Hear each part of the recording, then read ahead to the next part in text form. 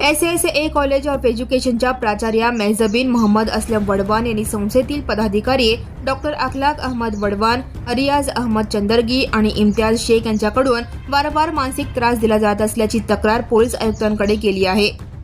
संस्थेतील अंतर्गत वादाच्या पार्श्वभूमीवर संबंधितांकडून वारंवार नोटीस व मेमो बजावले जात असून त्यामुळे महाविद्यालयीन कामकाजात अडथळे निर्माण होत असल्याचे प्राचार्य वडवान यांनी तक्रारीत म्हटले आहे। या नोटिसींना आपण वेळोवेळी उत्तरे दिल्याचेही त्यांनी नमूद केले आहे। तसेच संबंधितांकडून दमदाटीची भाषा केली जात असून कर्मचाऱ्यांना धमकी दिली जात असल्याचा आरोप त्यांनी केला आहे। संस्थेची आर्थिक परिस्थिती बिकट असून कर्मचाऱ्यांचे पगार थकीत असल्याचेही तक्रारीत नमूद करण्यात आले आहे। वारंवारच्या त्रासामुळे मानसिक तणाव निर्माण होऊन आपल्या प्रकृतीवरही परिणाम होत असल्याचे प्राचार्य वडवान यांनी म्हटले आहे। दरम्यान आमच्या प्रतिनिधीने या अर्जाच्या अनुषंगाने पोलीस प्रशासनाशी संपर्क साधला असता या प्रकरणाचा तपास सुरू असल्याची माहिती पोलिसांनी दिली।